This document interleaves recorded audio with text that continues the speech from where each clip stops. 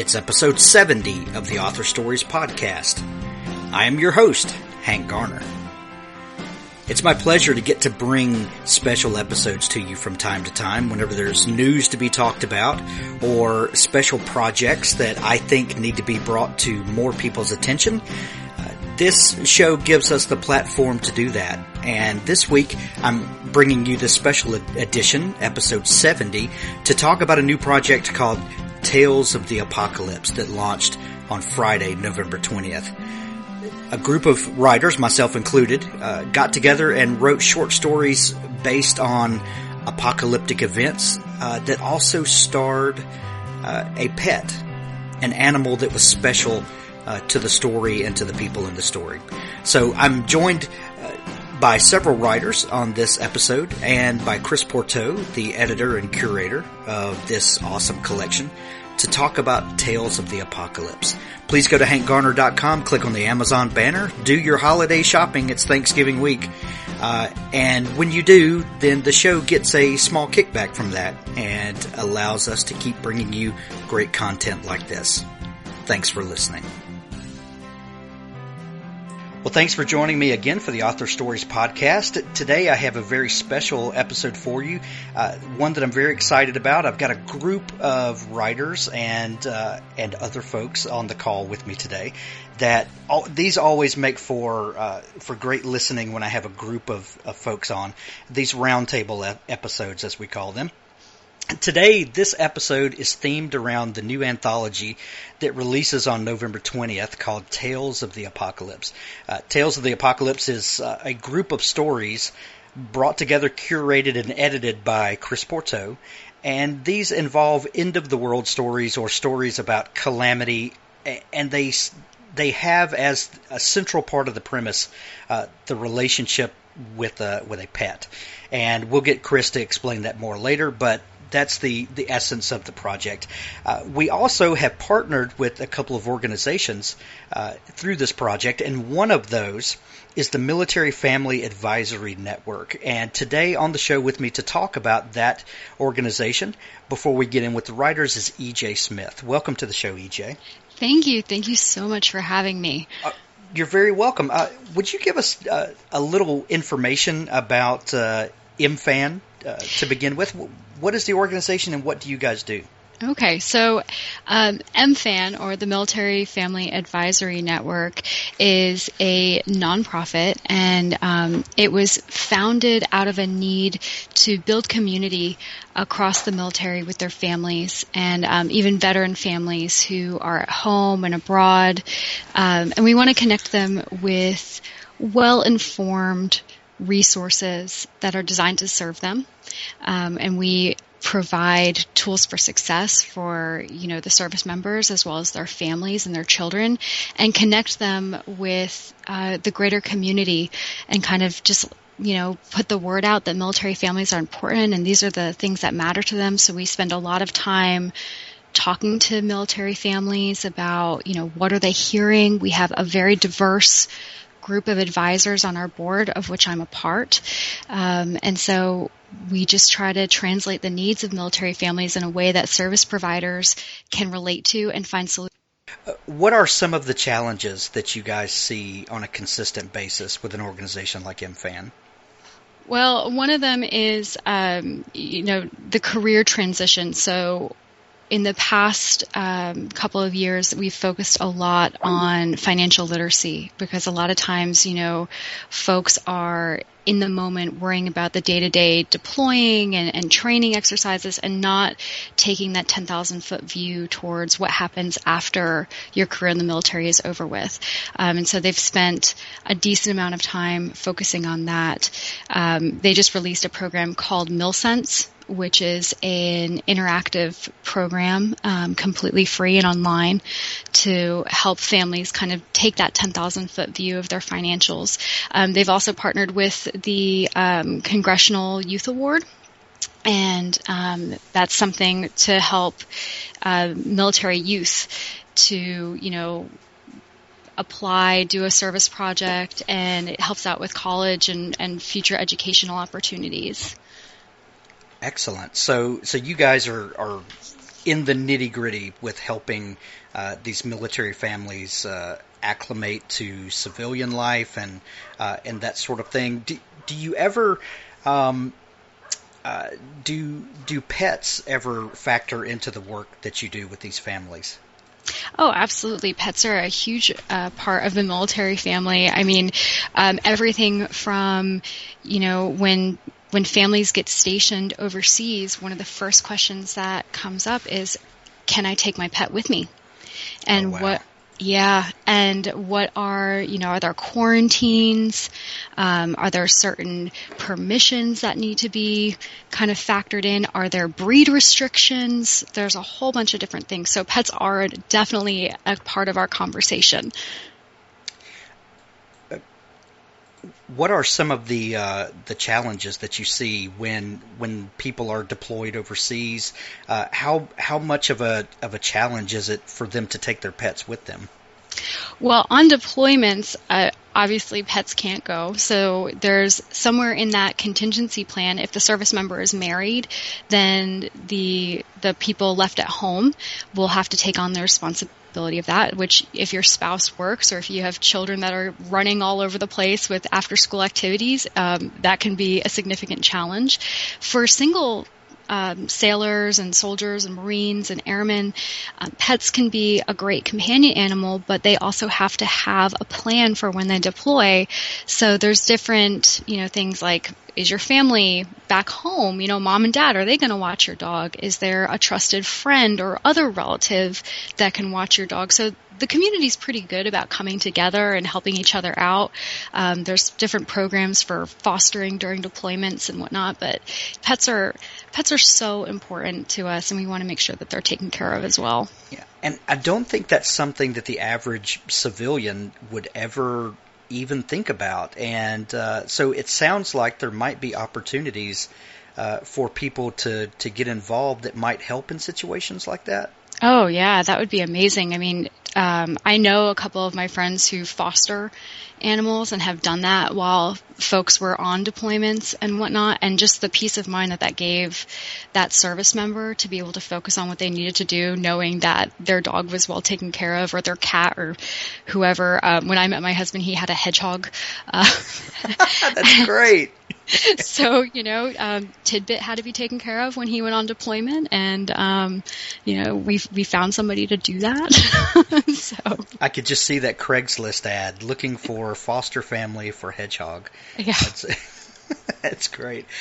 Before we started recording, we were all informally chatting, and you mentioned to Chris that his story, Unconditional, really resonated with you. Would you like to talk about that for just a moment? Sure, absolutely. So when I read Chris's story, he has such a beautiful command of language, and I could see this dog, and there's a relationship between the dog and the boy that the dog's remembering.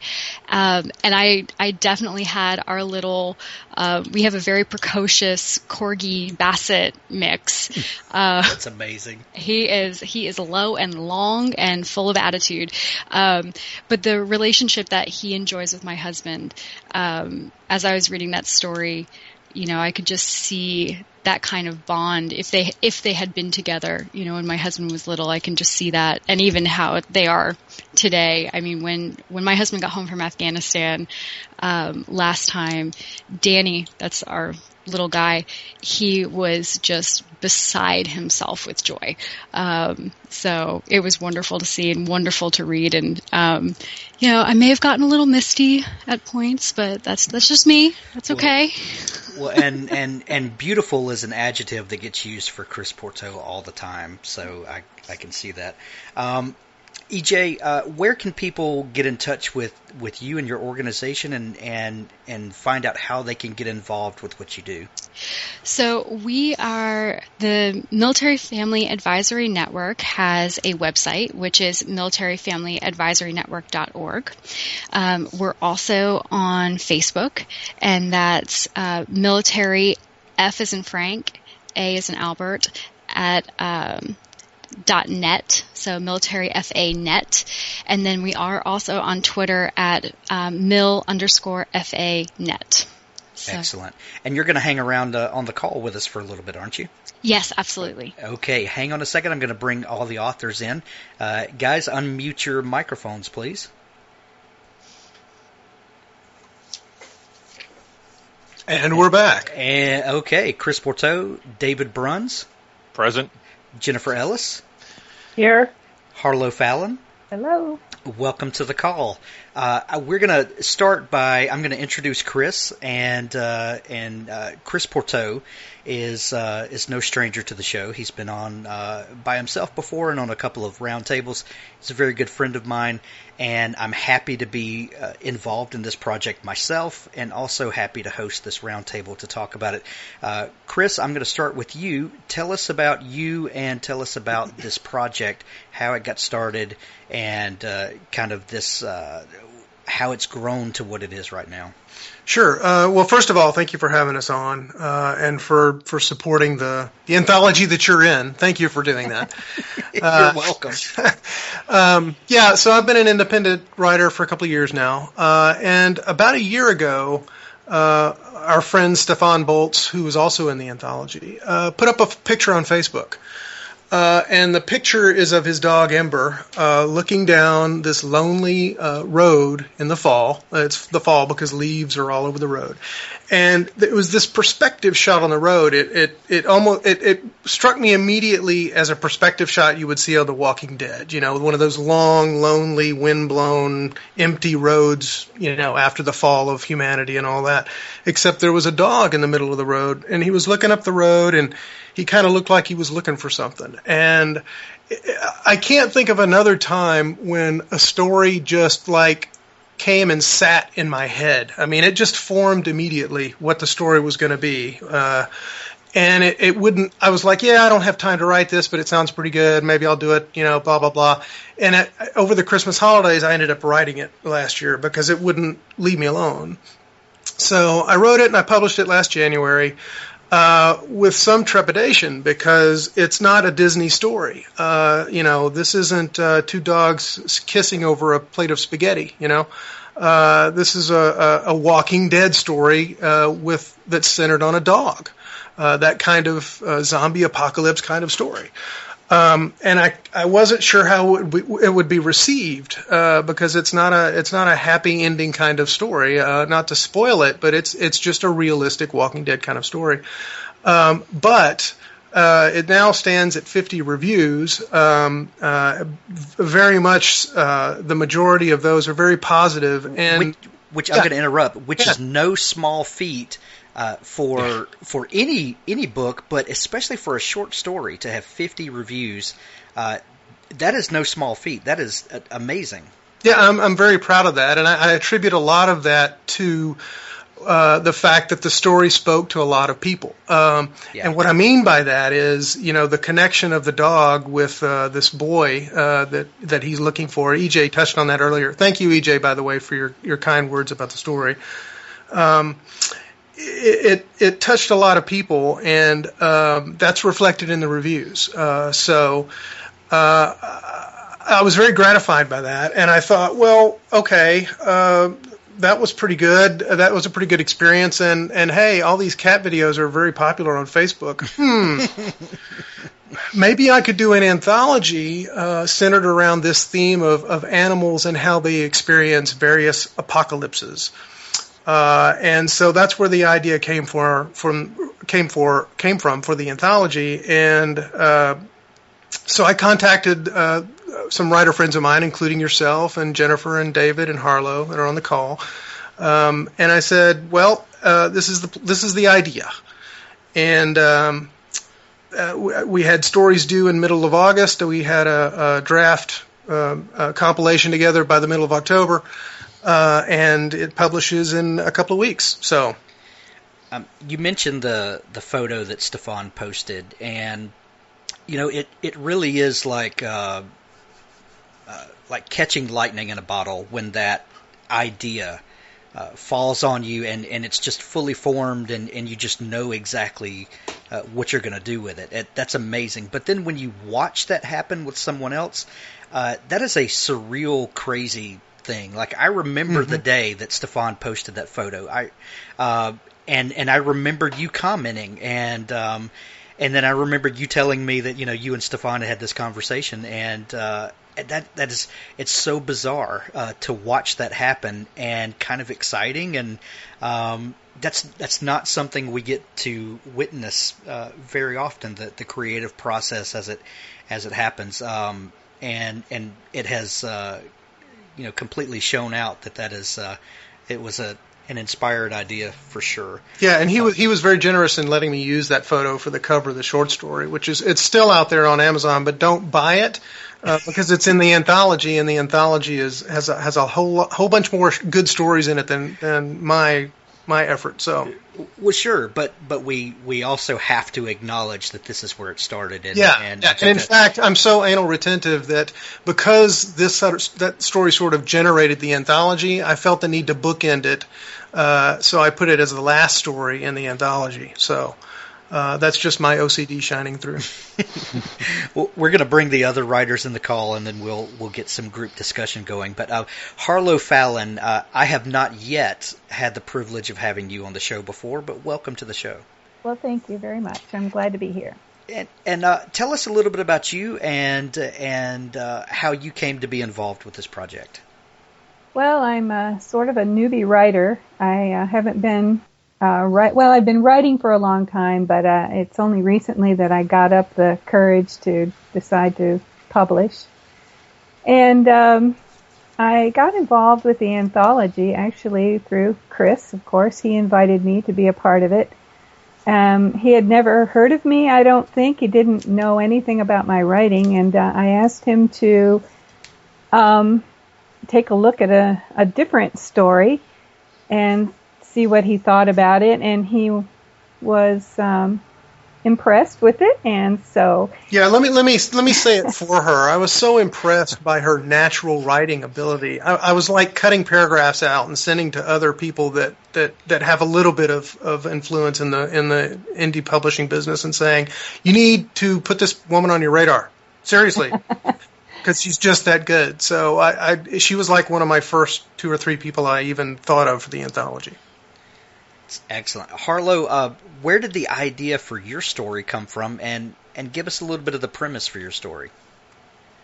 Well, the story kind of came out of a kind of a weird little fear I have of bears. And I know it's just kind of odd. No, that's not a weird fear. That's very prudent. That's very. When I was a little girl, I lived in Alaska, and I was only about that time. And one of them was coming. How old were you? Because you dropped out of the call just for a second. Oh, I was 3. Okay. 3 years old. And I had a little weird encounter with a Kodiak bear at one time. Nothing dangerous, but in my mind it was dangerous. And I think since that time I've sort of been afraid of bears. And so I thought it would be kind of interesting to tackle a story that had a bear as the central figure. So it all sort of sprouted out of that idea. And the name of the story is The Bear's Child. And main character is a young girl named Anya, who is a part of a group of people cast out of a city known as Icarus.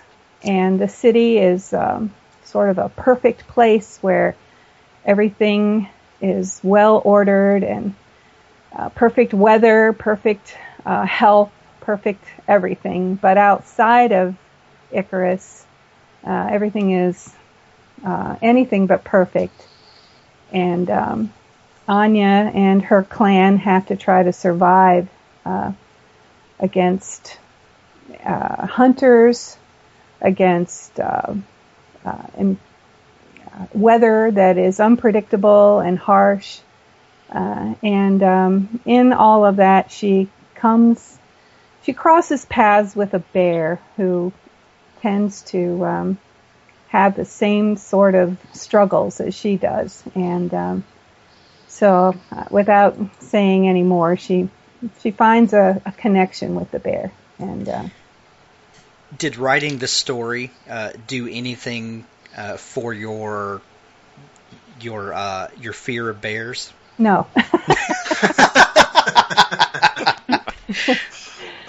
Touche. I'll give you that, because I would have said the same thing. Nope, still don't like the bears. But I can tell you, having read the story multiple times by now, of course, her fear of bears does not come through at all. Well, and I mean that in a very positive way. The bear is so well depicted, and such has an interesting relationship with Anya in the story that you wouldn't know it was written out of that 3-year-old fear. Yeah, and I've read the story too, and it's very captivating and heartwarming, and I would not have picked up on that either. Thank you. Yeah. So from Alaska to Canada, Jennifer Ellis, welcome back to the show. Uh-oh. Jennifer Ellis? The polar bears have gotten her. The polar bears have gotten her. Hold on, Skype is saying, hold on while we get the call back. Jennifer? Okay, let's go over to David. David Bruns, welcome back. I am here. Thank you. And I am still afraid of bears. Yeah, I think we've all established that none of us are fans of bears. Even the Chicago Bears, but that's okay. I like bears. There she is. I'm back. Sorry. She's back. Okay, well, Jennifer, I've already introduced David, so you just got to wait just a minute. And then it's gone again. Right. David, you were on the show just a few weeks ago talking about a new book that you've got, but tell us about this story that you wrote for the anthology. Sure. The story is called The Waterfinder's Shadow, and it's set in a post-apocalyptic time when water has become very scarce, and basically the remaining population is segregated into people that live in secure or water-secure cities called waterholds, and the remaining population is scattered into clans, nomadic clans that travel the wastelands, going from well to well. And there's a small group of gifted people who can find water called the Waterfinders, who travel sort of like traveling salesmen, travel from clan to clan, and they do a little show, and they show them where the water is, and they dig up the water, and they get paid, and they move on.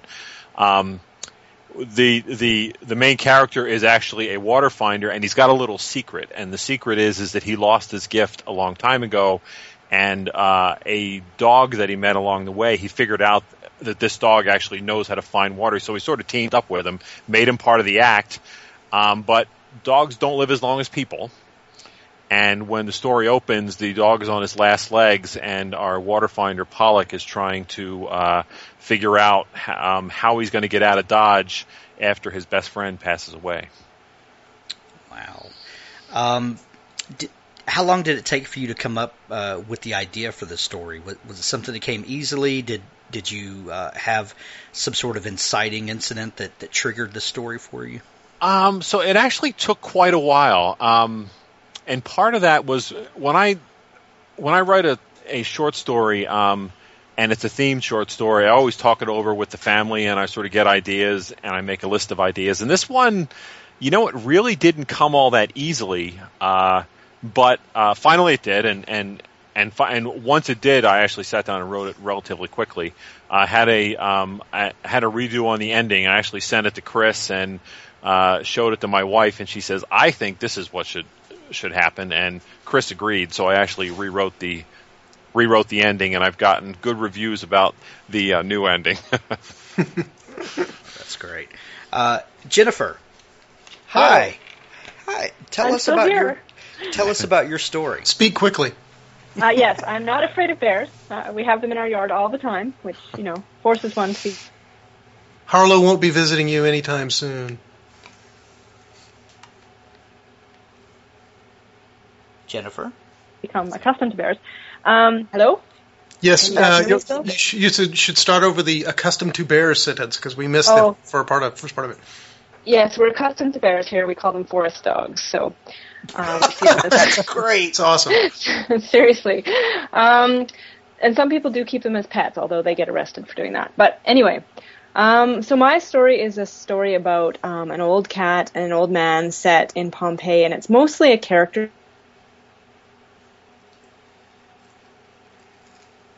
study. There is the end of the world in there too, and it's about them aging together, and they've both had lots of challenges in their lives, and how they come together and help each other through those challenges. And it's really about the ways in which a cat can be there for a person. What made you want to write? I'm sorry. No, go ahead, carry on. No, you dropped out. I'm sorry. I thought you had finished. Go ahead. I was finished, so we're good. Oh, okay. I was going to say, what made you want to write sort of an ancient destruction story instead of one of these end-of-the-world post-apocalyptic type scenarios? Oh, it is set in modern-day Pompeii. So It's kind of a reimagining of a new Pompeii, because there is a new Pompeii, so it's not quite on the site of the original Pompeii, but it's kind of a retelling of a new Pompeii. Awesome. And why a cat? Why did you choose a cat? I could say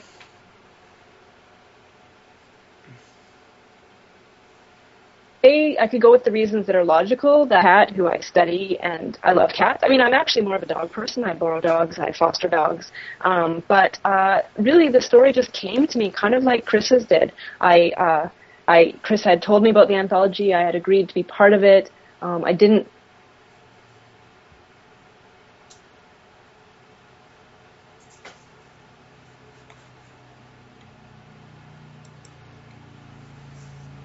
Okay, that's the story, and where is it going to go? So I'm sure the fact that I have cats, and I love cats, and I, in particular, have a geriatric cat factored into it, but I'm not sure. Because, like I said, I love dogs. And bears. And bears. Each week when I start the show, I ask writers to tell me what their first memory of wanting to be a writer is. But I'm going to switch up this week, and I'm going to ask each one of you to give me one of your first memories of a pet that you had. Chris? There's a picture in the anthology after my story, and I'm about 2 or 3, I think, in the photo. And we had a dog named Queenie who didn't last very long. She died of distemper when not long after the picture was taken, I think. But I still sort of remember her as a puppy, and that was 45 years ago. So that's my first memory. That's a long time ago. Yeah. David, what about you? So I grew up in the early part of my childhood around Philadelphia, and we had a dog named Daisy. And when we moved, we moved when I was 9, moved out into the country, and had a small farm, and my parents were part of the Back to the Land movement, and we took Daisy with us. And she lasted a few years, but she was a city dog living in not a city, so I think it was pretty rough on her. Coincidentally, we have a rescue dog now named Lucy that is almost a spitting image of Daisy way back when, so it's a little bit surreal, actually. Wow. Yeah. That's awesome. Yeah. What about you, Jennifer? So my first pet memory is from when I was probably about 3, and my mother and I were living alone because my father had just died, and we had a cat named Bootsy, who was a white and black tuxedo cat, and quite a large cat, as I recall. And one day Bootsy went out and climbed to the top of the telephone pole on the street on which we were living. And so we have these grainy black and white images, even though, I mean, that makes me sound like I'm 80. I don't know why it was black and white. I'm sure we had color photography then. That was an artistic choice of the photographer. Of Bootsy, this black and white cat set against a very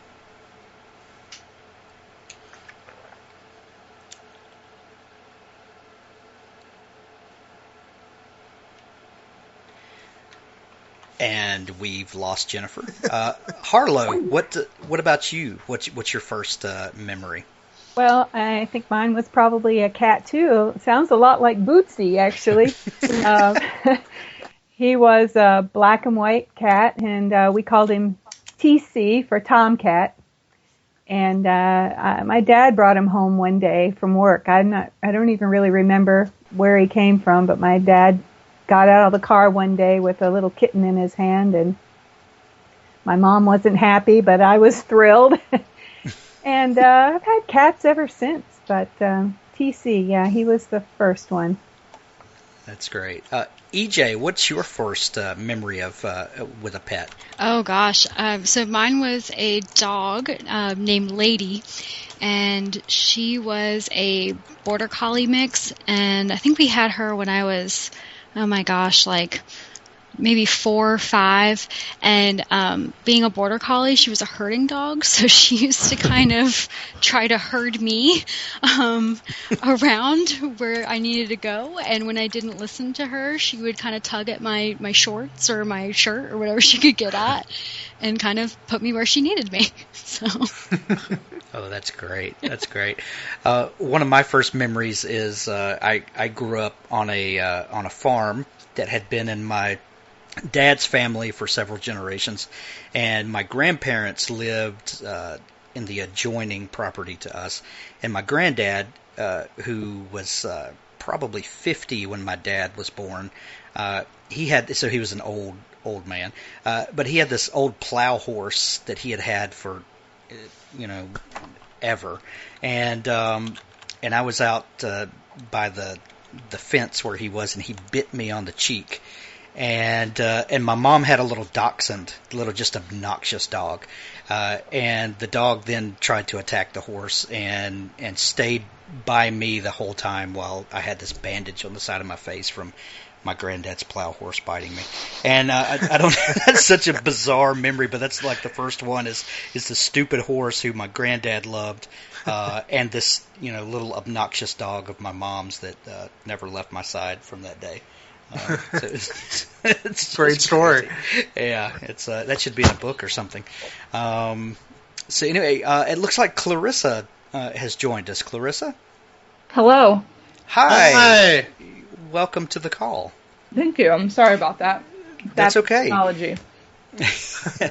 So we'll shift gears for just a moment, and hey, Clarissa, I was going to ask you to check and see if Jennifer's back, and if she is, maybe she could finish her Bootsy story before we move on. Jennifer, are you here? Okay, well, Jennifer, when you come in, just feel free to let us know. Clarissa, Jennifer, are you there? Hello. Hello. Hello. Hey, you dropped out on us. Would you like to finish your Bootsy story? Sure, absolutely. I don't know where I dropped out. I think just after my talk about color photography, but Bootsy's at the top of the telephone pole against the gray-black sky because we lived in an industry town, and she's black and white, and the telephone pole is black and white, and I don't actually have any recollection as to how we got her down from the telephone pole. There might have been firemen involved, but it's a very significant memory for me of having a cat and the importance of pets in our life. Although my mother was not nearly as worried about her on the telephone pole as I would be if our cat was up a telephone pole now. Right. Did that stark image, that black and white against black and white, did that obviously left an indelible impression on you? It really did. Yeah. And I mean, the industry town in which we lived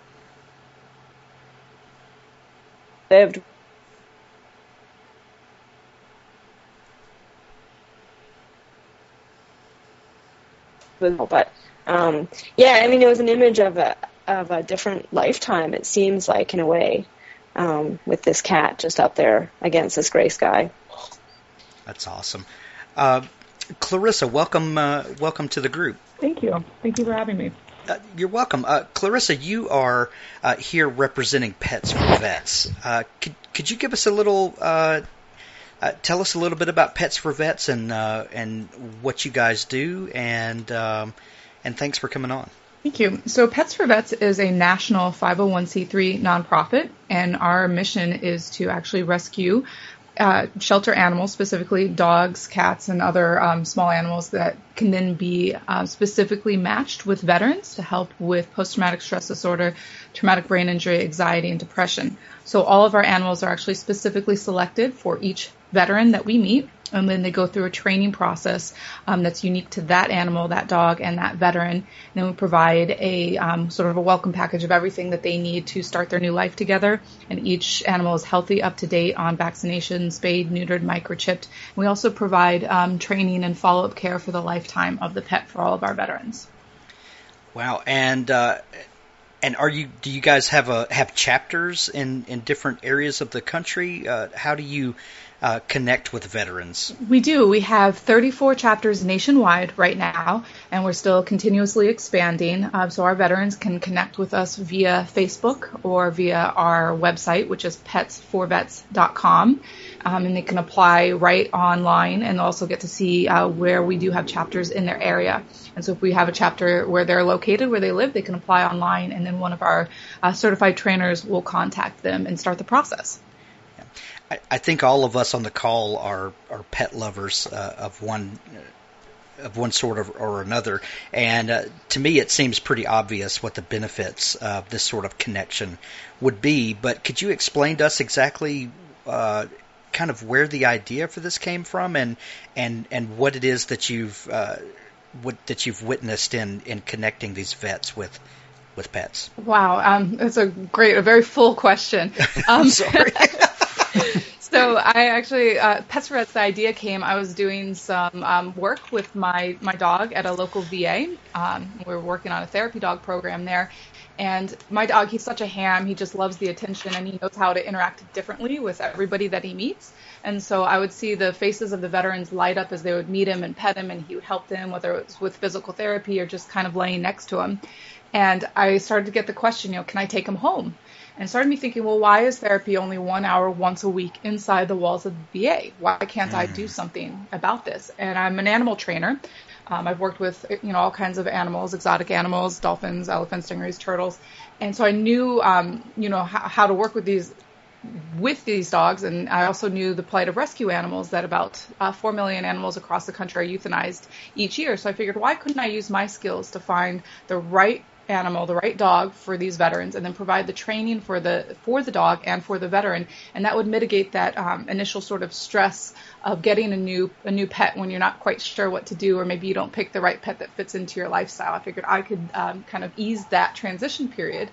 And I've seen such incredible changes with the veterans that I've worked with. It's been so wonderful to see. I mean, the benefits of having a pet are almost endless. I think it's different for everybody. I mean, pets can help you be social. I had one of my veterans tell me that the first day that he got his dog, that he had met more people in his building that day than he had met in the entire year he had lived there. And that kind of opens that sort of that connection, not only with his dog, but with people. The way we select our dogs, we actually select them to be almost like the super bond with their veteran, to be such a great match that they start to be in tune to what their veteran needs from them. And I had one of my veterans tell me, we had not trained his dog to wake him up from nightmares, but I had him tell me that, he was having a night terror, and his dog woke him up and stood with him until he had calmed down.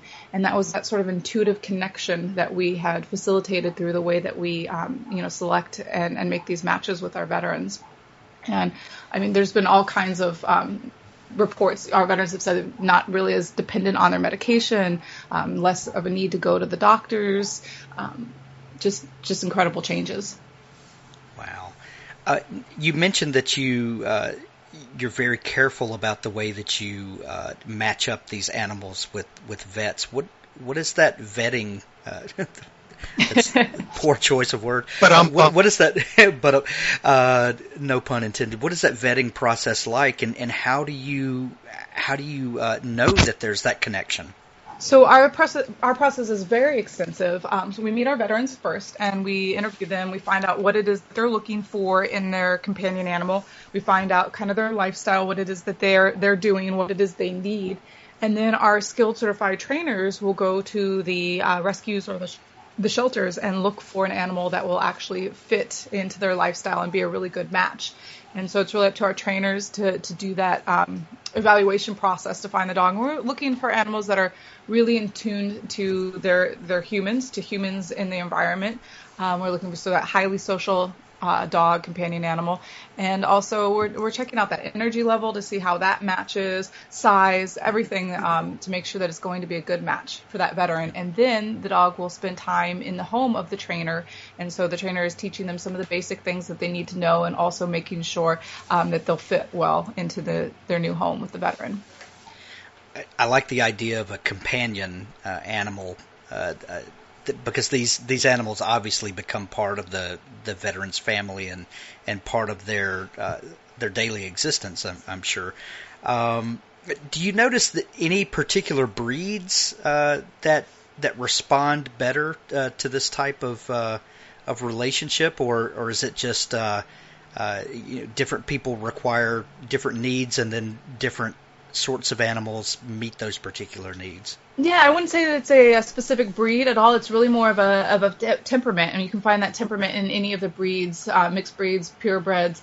So it's all about finding the right match for each particular veteran. And so we'll kind of get an idea, maybe size-wise and fur-wise, what would be best for that particular veteran. But we're really looking for the dog that's going to fit into the veteran's lifestyle and make that sort of super bond with the veteran.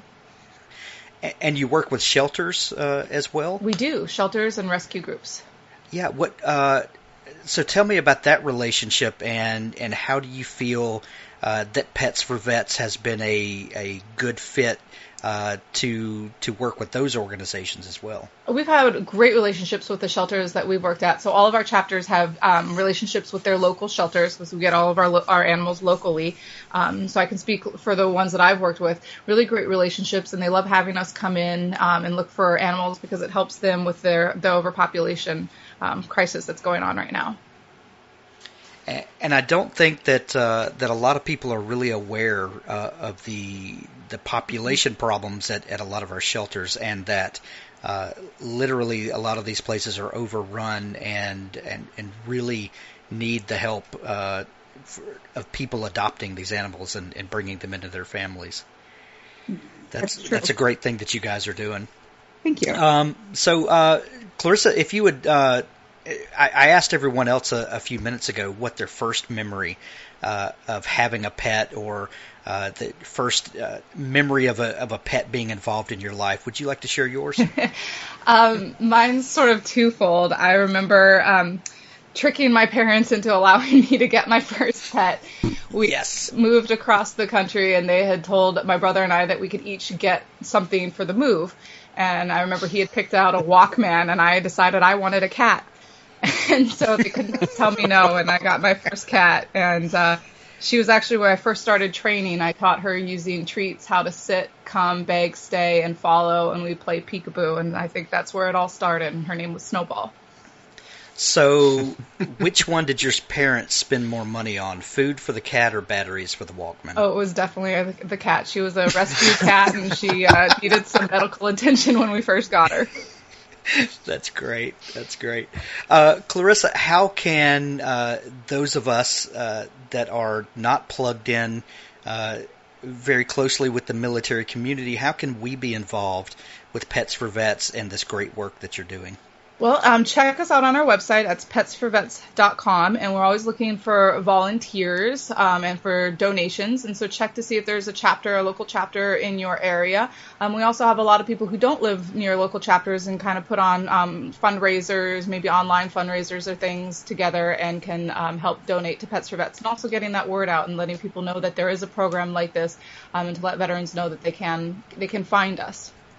Great. And they have a Facebook page too.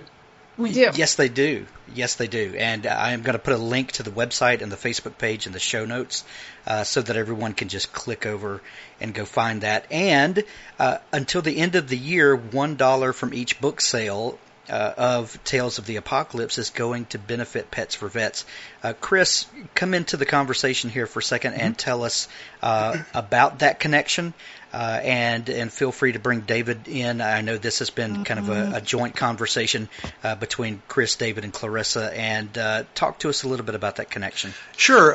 When I was originally conceptualizing the anthology, I knew I wanted to benefit an animal organization, and I had sort of high aspirations of like Humane Society of the United States, because it's, you know, the big umbrella organization, and you know, it's hard to get in the door there. It really is. And I don't mean that as a slight on HSUS. I mean, it's just that they're a national organization, and some guy from Texas saying, "I'm writing a book, and I thought y'all might be interested."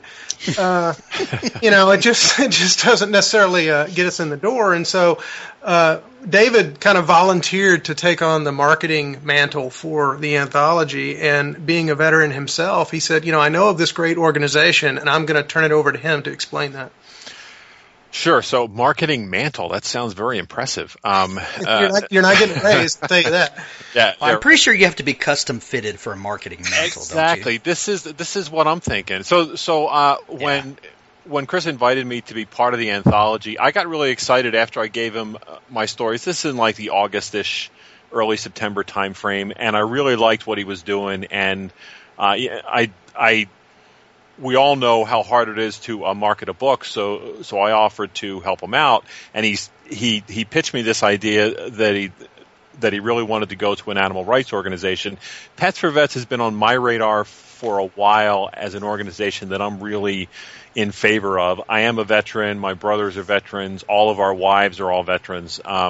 So thankfully, none of us have needed any sort of advanced services, but I can't really speak to what some of these veterans have to deal with issues-wise, but I do know from being a pet lover and a rescue dog person all my life is that, you know, your life is only made better by the addition of one of these animals.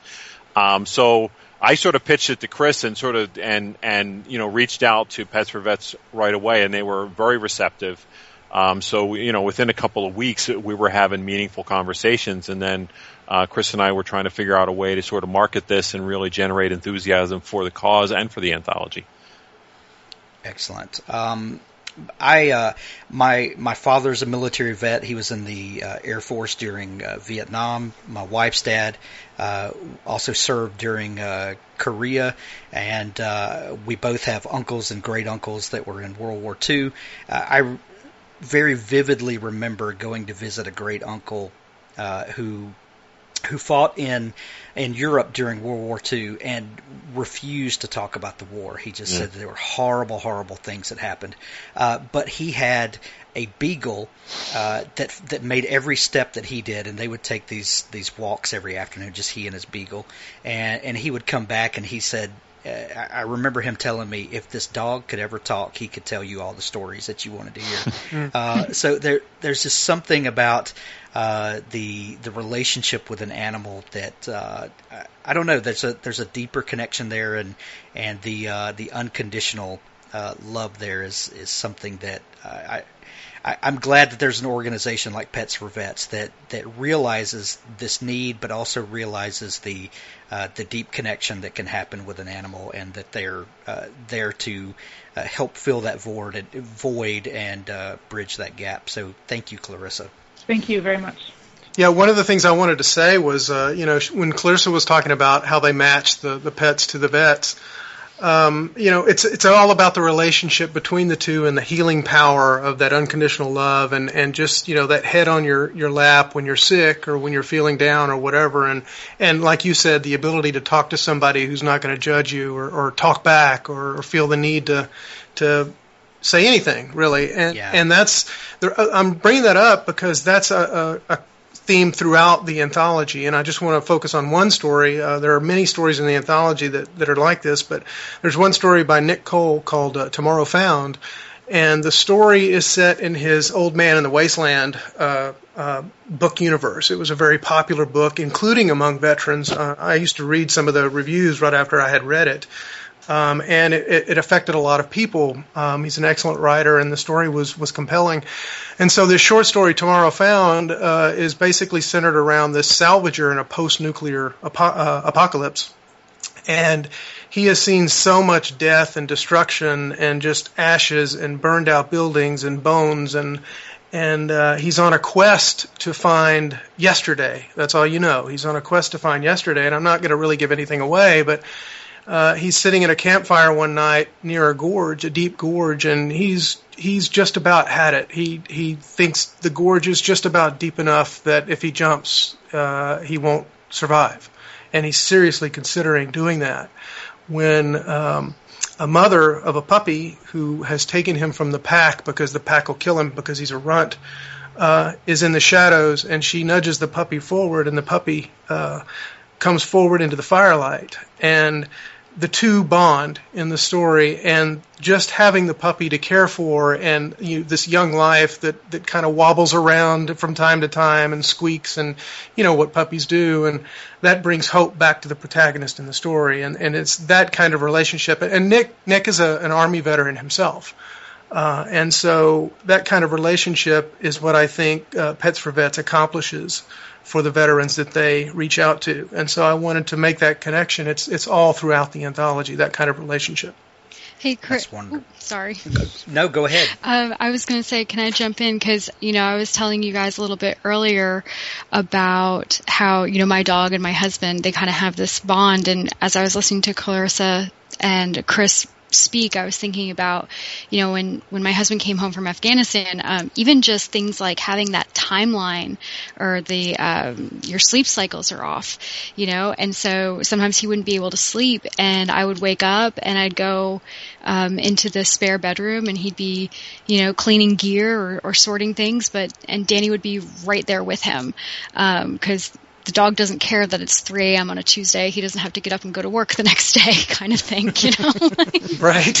And so even just something like that feeling of not being completely alone and having a companion that, thinks whatever you're doing is really important, or will be chewing a bone next to you saying like, okay, dude, like, hey, we're just hanging out doing this right now. No big deal. Just that constant non-judgment, affection, and companionship. So absolutely, I can see that. It's excellent. I want to ask a writerly question to the writers for a moment. When Chris asked me to write a story, I really didn't know what I was going to write, and I kind of had to stew on it for a little bit before an idea came. But when it did come, it was a very natural writing process for me, and then I'd never really thought about it. It had never really crossed my mind at all. But I looked back at all of the other stuff I've written, the 3 novels and handful of short stories, and they all have a pet that makes an appearance, if not a main starring role at some point. That I'd never really thought about it, but I guess there's not a single time in my life that I cannot remember not having a pet, and there not being animals around, and growing up on a farm probably informs that to a great degree.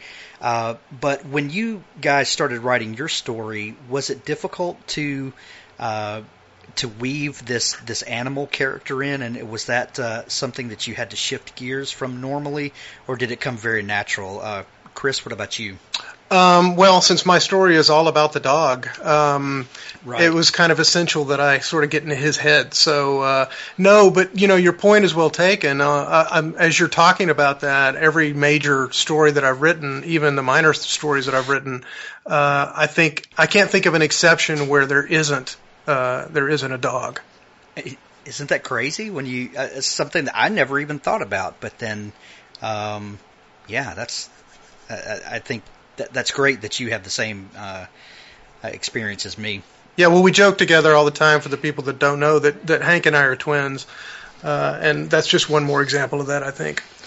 I'm the younger and better looking one, obviously. Yes, I'm the older and smarter one, obviously. I mean, whatever, if that's what you need. I'm sorry, you're the host. I'm sorry you're breaking up, Chris. Sorry, Chris, you're coming in stupid. Harlow, what about you? Was that a departure for you? Well, actually, I had started writing an entirely different story, and it was not working out. It was an uphill battle to try to get through that story, which told me that this wasn't what I should be writing. So it was actually looking at bear pictures, just one of those mindless internet surfing things that I was doing, and I was looking at bear pictures and thinking about how I didn't want to ever get near one of those creatures, but they were gorgeous, to look at. And that's when the whole idea of the bear story came to me. And it really did kind of flow fairly easily. And then I kind of had the idea that, this is what I need to be writing. The other story wasn't working, but this one was, so yeah. Does that happen to you any other times, Harlow? Do you begin writing something and then you say, well, this isn't working, and you kind of look at the story from different angles, or do things just come pretty well formed from the beginning for you? Probably about half and half. I recently wrote a story. I had a story in another anthology, and I wrote that story probably 2 years ago, and it just came to me all at once, sort of like Chris was talking about, and I knew exactly how it was supposed to go. I knew how it was supposed to end, and I'm actually writing another short story right now that had happened exactly the same way, and I just couldn't do anything until I got that story out of my head. And but then there's other times where, it's a little bit more work. I have to, like you said, maybe look at it from a different angle, or even put it away for a while, and then pull it back out again and take a look at it again. And usually I can just determine by then whether I should keep going with it or just leave it in the drawer. Gotcha. Jennifer, what about you? Am I here? You're here. Excellent. I'm just checking.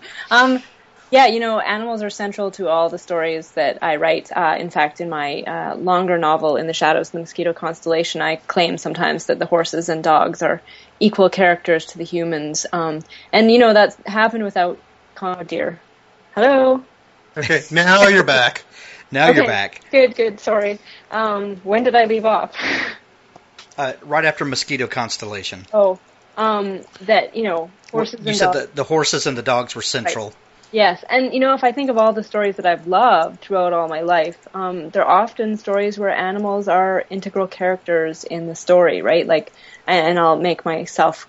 like the Chronicles of Narnia or Watership Down, I was going to say I'll make myself obvious that I like childhood stories.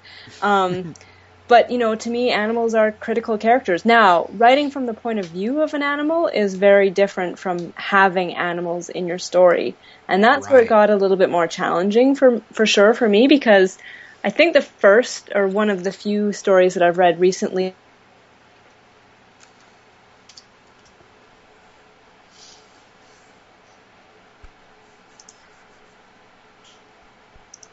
I didn't love that story, to be honest. And making your story so it's not trite, like that it really captures animal-like thoughts, it's a challenge. So I didn't approach it benignly, let's say. I wanted to give a lot of thought as to how an animal might think and what an animal personality might be like. That's great. Did the idea for the story come fully formed to you? This is why we have editing. Mostly. The characters came fully formed. But I wouldn't say the story itself did. Once I had the characters, it didn't take that long to get to the story. But I had to tweak it a bit, right? I originally pictured the characters in Okay. Well, Jennifer dropped out for a moment. David, what about you? Was the was it difficult getting into the idea of writing an animal character? No, actually. My wife and I have been together for 28, 29 years. We've been married for almost 26, and in that time, I think we've had 7 rescues. We only get rescue dogs, and this my story. One of the dogs in it is right at the end of life, and we had a long time family pet that left us. I don't know, about 18 months ago now. But when an animal leaves a family, it's a very traumatic time. And Sammy was, she's actually the exact same age as my son, who's now almost 17. She was, we got her when she was just a puppy. She was maybe 4 or 5 months old, and he was just a baby. So he does not remember a time when Sammy was not in the house. This dog actually meant so much to us that we moved to Singapore for a year in 2007, 2008, and taking a pet overseas is a very difficult process, especially to Singapore. So we ended up having to leave her here in the States, and finding someone who would take Sammy was actually not that hard, but nobody would want to give her back. And we're like, no, you don't understand. You're borrowing my dog for a year, but we want the dog back. And we almost said no to the move just based on that until a family friend came forward and took her, and she came back to us. But this pet stayed with us for. She left us when Alex was almost 16, so she was quite old. And that was a rich place to go when I was writing this story, because we still talk about Sammy today. And she was probably one of the bigger personalities, I think, of all the 7 pets which we've had over the last almost 30 years. But we still talk about her today, and she's made another appearance here in story form.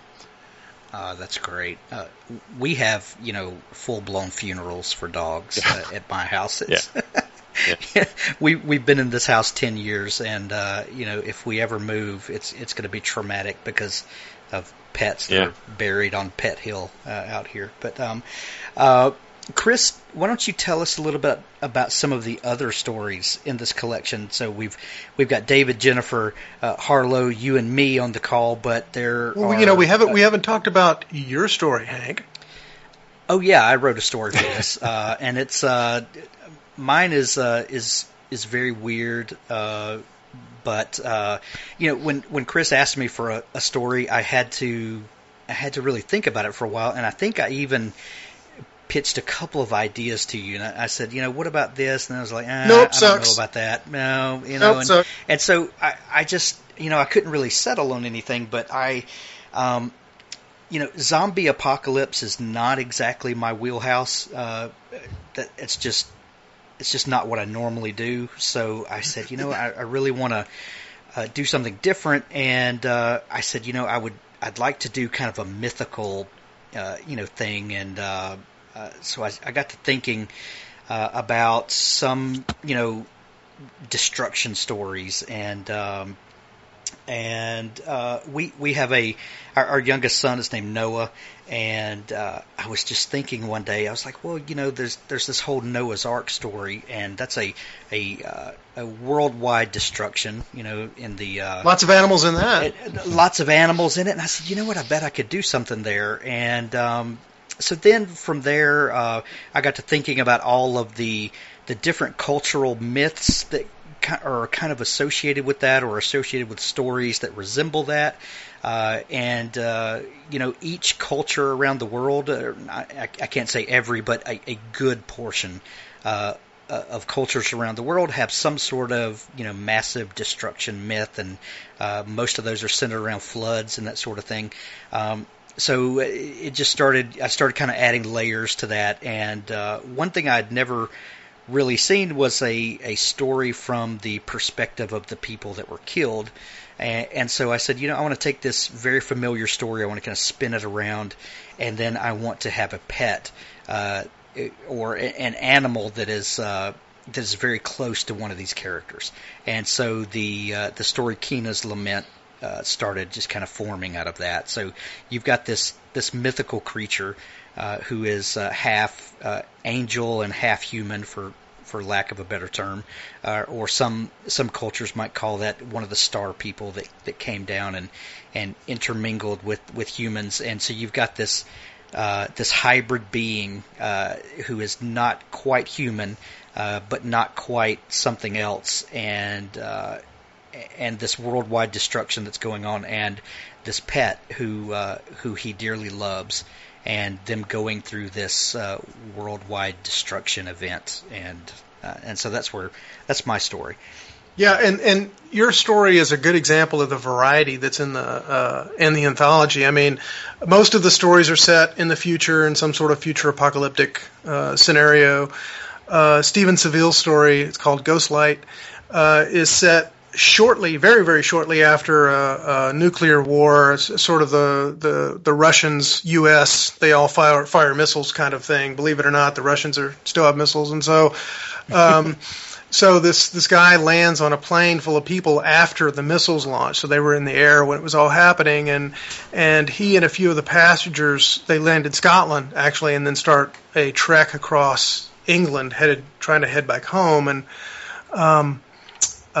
he and a handful of the other passengers sort of take on this almost Grail Knight quest kind of endeavor within the story. And of course animals figure into that. I don't want to go into how that happens, but my point about Stephen's story is that he's an Englishman living in Sweden, and he brought a very English flavor, the whole Knight's Quest aspect of it, but transported to a post-nuclear setting. So it's a very innovative story, and so that's just another example of the variety that's in the collection. Michael Bunker. Well, we half of the stories in the collection are written by guys and ladies in existing worlds that they've already created, that they have fans in, that they've written novels in, and the other 7 are totally unique and new stories.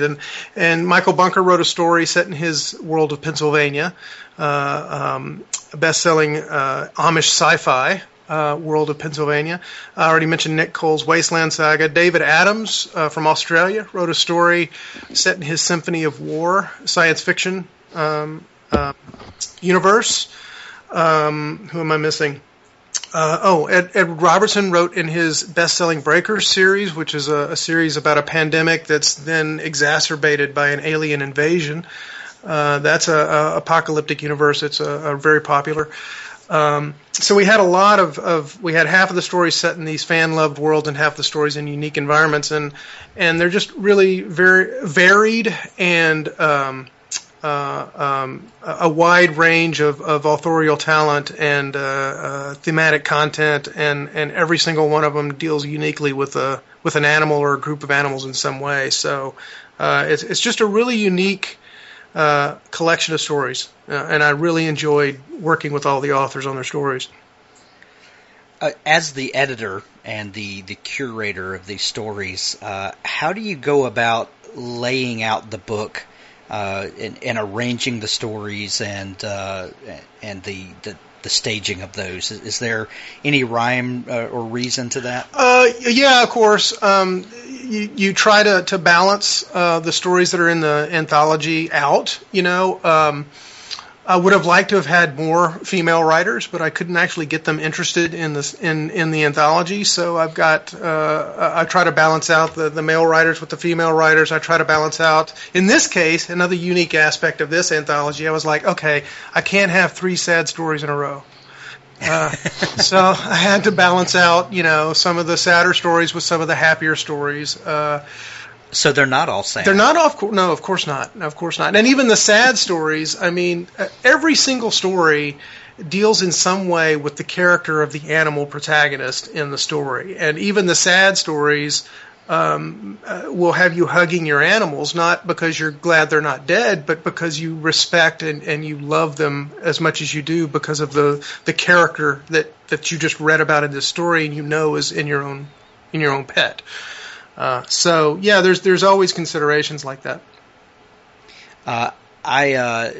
We sent some ARC copies, some advanced reader copies out to some readers that normally enjoy our works.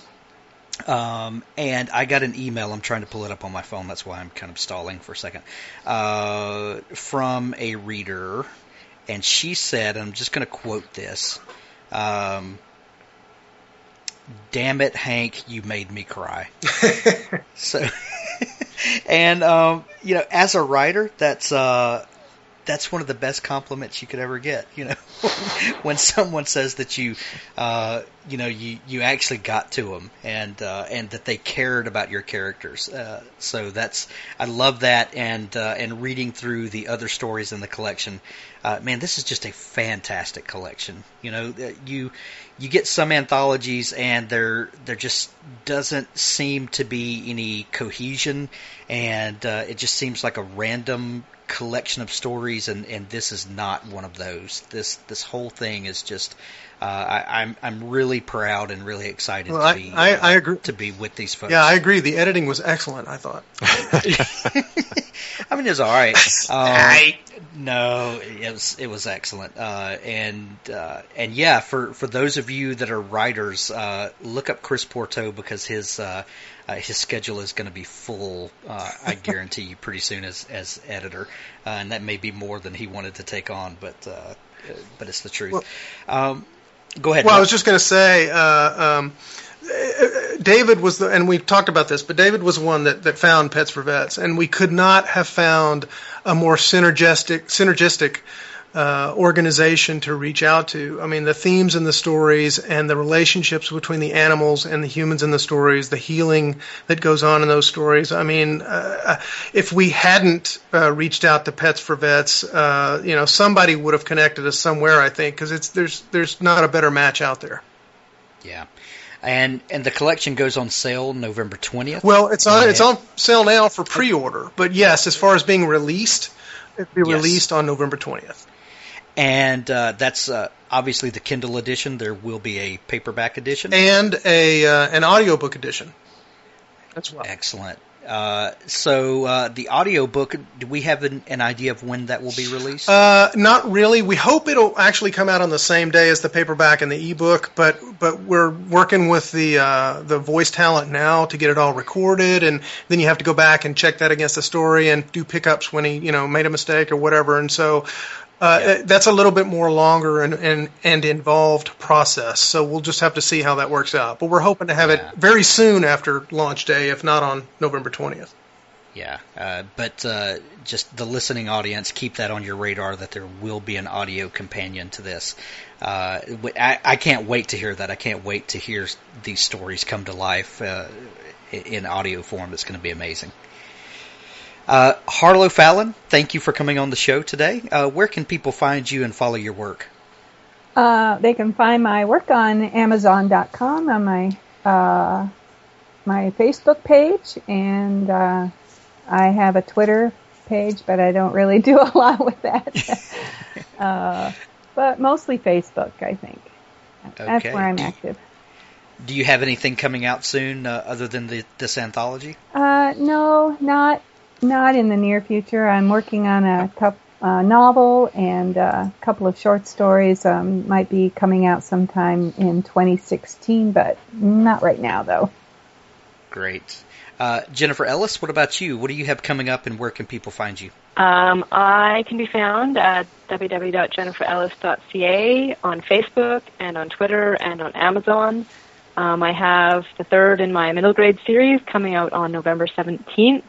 On my birthday. Yay! Yes. What a great day. I know. What a great present that would make for someone. What a great present. Yeah. And it's available for pre-order now, and it's called A Grave Tree. But it's a very positive story, Hank. Not that I'm writing like scary. No, I have read the first two, and I'm anxiously awaiting this book. You have no idea. Oh, thanks. I am not a geek at all. Now I know what to get you for your birthday. So. There you go. Finally. Thank you, Jennifer. David, what about you? What's coming up for you, and where can we find you? Sure. Best place to find me is my website, which is David Bruns. Last name is Bruns, not Burns. It's Bruns, Bruns. And if you go there, you can see everything I've written so far. get information about what's coming up. Also, there is a giveaway for paperback and audiobook and ebook copies of Tales of the Apocalypse that's on the homepage of the website. So if you go there, you can sign up for that. I have a short story coming out in an anthology with Samuel Peralta's Future Chronicles in December, and I'm busily writing the second book in the Weapons of Mass Deception series to be released in the spring. Yes, very good. And there's also a sign up for a street team for Tales at David's website. And the street team means just give us your email address. We're not going to spam you for the rest of your life, but we will let you know when there's free stuff available. And there's a launch party for the anthology on the 20th that you can find on Facebook. And Hank will have all those links in the show notes. But if you sign up for the street team, you'll get free stuff. So.